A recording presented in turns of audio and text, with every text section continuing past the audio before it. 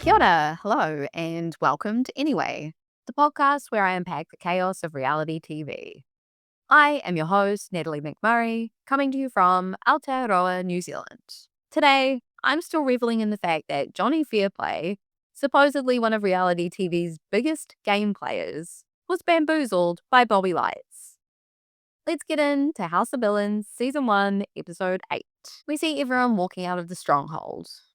Bobby is ranting and raving about how he's sick and tired of playing this game. He wants everyone to go up against him. And something about flies, pancakes, and a dance floor. He's not making a lot of sense, to be honest. He's ready for the redemption challenge. Shake thinks it's a stupid idea to put yourself up.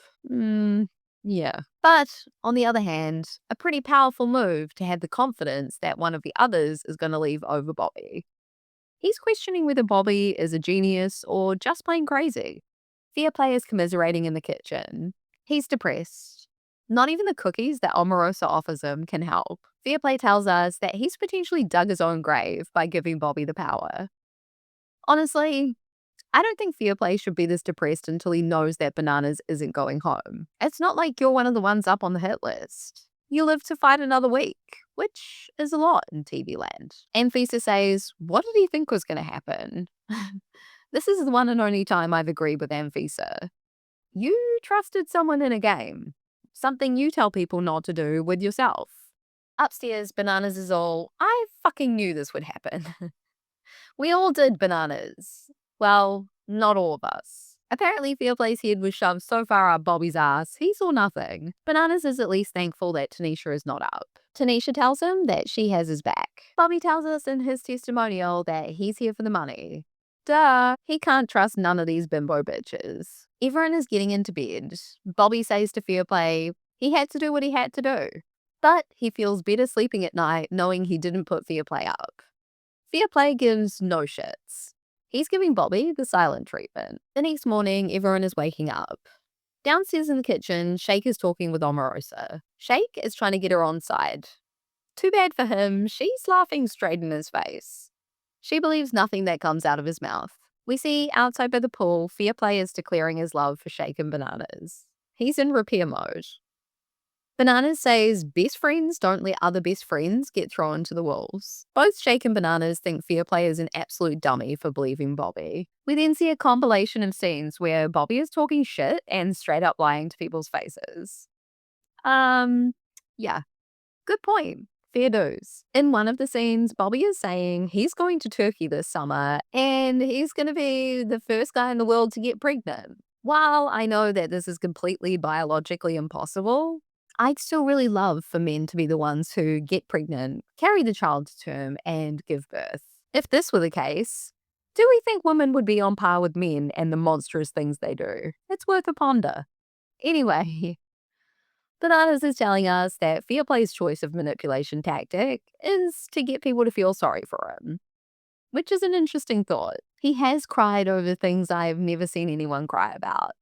Nor would I expect these things to bring one to tears. So, Bananas may have a point. Bananas says to Fairplay, if you actually did believe Bobby, that's terrible fucking judgment and character. To which I say, Bobby is pretty convincing when he wants to be. I don't know.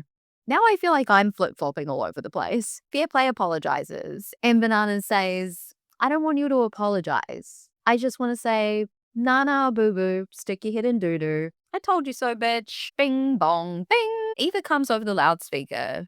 She announces it's time for the redemption challenge. They drive to an undisclosed location. In the car, we see how the COVID virus is still alive and well when Shake sneezes all over Omarosa. She's all, what the fuck, Shake? Yuck. Tanisha is letting Bobby know that she thinks his decision to put himself up is a wild, bold villain move. I tend to agree. We see the villains arrive at a comedy club. They walk in to see Joel standing on stage. The three on the hit list stand behind podiums. Everyone else sits in the audience. The challenge is called Cap It Off. The challenge consists of rounds where Joel will show them a photo from the show. They then need to come up with the funniest caption they can think of. The villains not on the hit list will vote for their favorite. Each caption will be read by Joel to keep the writer anonymous. Get it? Got it? Good. First photo is Tanisha pointing with a glass of Prosecco. Bananas wins with "When you're at the club and the DJ drops that new Luda track." I now see why Bananas gets ChatGPT to write his captions for him. Second photo is Anfisa helping Bananas blow dry his hair. Bananas wins again. I feel like he's trying to confuse the audience and is putting the answers that they would think would be Bobby's. In reality, the answers that Bobby is putting down are actually funnier. So, I'm not quite sure what's happening. Third photo is Omarosa with her arms up. Bobby wins with Michelle Obama gets her groove back. Fourth photo is Fairplay in his Speedos. He says, "Go easy." He doesn't want anyone to hurt his feelings, confirming Banana's suspicions about him trying to gain sympathy. Bobby wins with the caption, "1998 Joe Dirt, Tampa, Florida. Hashtag TBT." The next photo is of Bobby's ass in a thong. Shake gets his first point with, "If I saw that ass with no context, I'd hit that." The next photo is Bobby as a drunk astronaut. Bobby has put the caption, "Organisms in space hit different." Bobby is pissed because the producers told him that they would autocorrect his words. They're all, organisms is a real word, dude. Ollie says he meant to put orgasms. I have to say, I actually think in this context, the word organisms is funnier than orgasms because it hints at the word orgasm while still being relevant to space or, you know, discovery, science. You know what I mean? Anyway, Shake one was "When the blunt takes you to outer space." Everyone has 2 points. The last photo is Bananas with Corinne on his back while holding a blue bowling ball. Winner is Bananas. He wins with the caption, "Probably the only time in history Corinne has given a dude blue balls." It's funny. It's kind of mean, but it's funny. Sorry, Corinne. Bobby wants the people to know he's still supervillain, motherfuckers. Bobby, much like everyone else who's been supervillain, you've fallen into the power tripping trap. You don't have any power no more. It would be in your best interest to stop yelling. Bobby is calling everyone corny and idiots.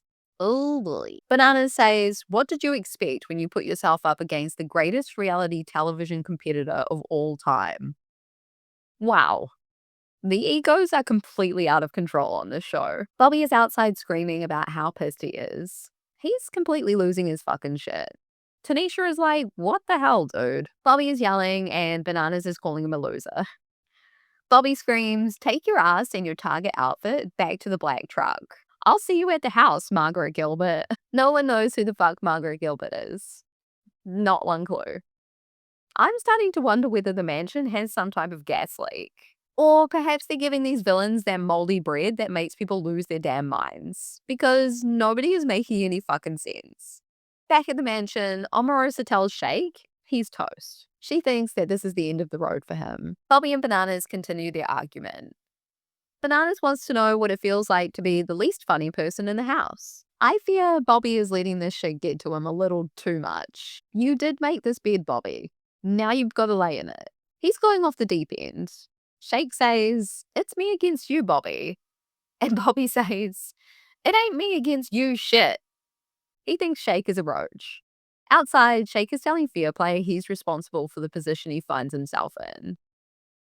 Bananas says, "You could make amends by voting Bobby out instead of Shake. They're trying to guilt trip the fuck out of him." And Fisa tries to interject not once, but twice. Both times, Shake tells her to shut up. And Fisa says, "How fucking stupid is this guy? He needs my help and he's telling me to shut up." He's real fucking stupid, Anfisa. He's real fucking stupid and he has no respect for women. God willing, he's about to be kicked to the curb. Tanisha and Bobby are talking in the garden. Tanisha tells Bobby, "You're safe with me." I believe Tanisha, but she's the one and only person I believe on this show. Bobby is right. These people flip on a fucking dime. Tanisha wants to know if Bobby is done with his rampage. He's all, "Nope, not a chance." Bobby is setting his alarm for 2 a.m. to wake up and drop a bucket of ice water right on Banana's face. Upstairs, Bobby is either making out with and or deep-throating Shake's voodoo doll. Don't choke on that thing, Bobby. Time for nighty-night. Everyone goes to bed. The next morning, Fairplay is drinking a pre-workout drink because he's seen bananas drink them. And bananas is body goals to him. Too bad your genetic makeup couldn't be any different to his, Fairplay. Sorry, Shake has woken up in a funk. He's got the banishment blues. Has there been a week where this guy hasn't been up on the hit list? You'd think he would be used to it by now. Shake apparently thinks that Tanisha is a swing vote. I'm not so sure about that. She's very tight with Bobby. Shake is trying to use Tanisha's dislike for Omarosa in his favor. She says to him straight up, "You're out of here, buddy." Tanisha says, "The only way I'm going to think about keeping you is if you gun for Omarosa and Fairplay." Of course, Shake is going to say that he will. We see Omarosa asking Fairplay if he's going to vote for Bobby to stay. He says yeah, but in his testimonial, he's saying the opposite. Bobby fucked him over, and he thinks voting Bobby out will improve his game. He's probably right, but I don't want Bobby to leave for my own selfish reasons. That and Shake is an asshole. Shake is packing his shit and Bananas comes to chat. Fairplay comes in and Shake says if he can count on them and Tanisha to keep him, he's safe. Bananas says if Shake goes home, then the other side of the house is in power. Out by the pool, Tanisha and Bananas are talking. Bananas is trying to convince Tanisha to keep Shake. Tanisha says, "Why do we want to do that? Shake is a snake." Bananas is telling her that Shake will come back on their side if they save him, because he's spineless, which doesn't make him a snake. It makes him a wormy little wormer. Tanisha is conflicted. She thinks Bobby may ride harder for Omarosa than herself. Bobby sticks his head out the door and calls everyone a bunch of fake-ass, snake-ass hoes, which is really fucking bad timing on his part, considering Tanisha is weighing up her options on who to vote for. Stop running your mouth, Bobby. Do yourself a favor. Bobby says that he thinks he has all three ladies' votes. He doesn't think he needs to campaign. Bananas wants Tanisha to have a conversation with Fairplay, to make him feel at ease with them that he has nothing to worry about. Tanisha tells Bananas that she wants to make it quick. She has no time for Fairplay's life story. Fairplay joins them. He says, "Bobby gave me his word and he broke it. Now I'm trying to show you guys that I've made a mistake." Bananas is laying the groundwork for revenge on Fairplay. He wants Fairplay's help winning Supervillain next week, and then he's going to put his ass up. If he does that, I'll be impressed. Although Fairplay doesn't seem like the smartest person alive, so should be kind of easy. Upstairs, Shake is practicing his leaving speech? Question mark. He's saying to himself, "You guys are a bunch of incorrigible assholes." Coming from you, Shake? Jeez. Downstairs, Bobby is cooking out of spite. I doubt his cooking is acting as therapy at this point. Tanisha is hungry. She wants to know if she can have some. He says no. No food for the fake. Tanisha says, "I have to starve because you decided to put yourself on the hit list?" Seems unfair. Bong! Time to get ready for the banishment ceremony. Tanisha feels like shit. She's confused and conflicted. She now feels as though she can't trust Bobby. You should have let her eat, Bobby. For real. Shake is still practicing his speech. I guess he's practicing his plea speech? He thinks it will convince the people to keep him. Let's find out. In the stronghold, Bobby gives everyone a twirl like he's about to helicopter off. He makes himself dizzy and takes the throne. Joel tells Bobby to move his ass from the throne to the throwback chairs, along with Shake. Shake must have taken what Bobby said pretty seriously because, as Joel points out, he dressed like Luther Vandross. The old turtleneck and chain. Shake gives his last words. He basically says, "I can be molded and shaped." Bobby, on the other hand, is headstrong and a ticking time bomb. You decide who you want to stay. Bobby says he put himself up on the hit list to save the ladies. If that's the case, he could have just put up Fairplay. He also calls Shake sloppy as shit. Voting commences. Bobby and Shake take their seats. Fourth villain voted out is Bobby. Tanisha voted Bobby out. I hate that. To be fair, she's not wrong about Bobby coming for her ultimately, because that's the aim of the game. Shake will come for you too. Joel takes the supervillain chair to send Bobby packing. Bananas is elated because he can now add Shake to the mix of villains that he can manipulate and get to do his bidding. Tanisha helps Shake out of the chair and tells him that he owes her. She says, "You better not backstab me." even though that's exactly what she just did to Bobby. Oh, Tanisha. Anyway, that's it for today.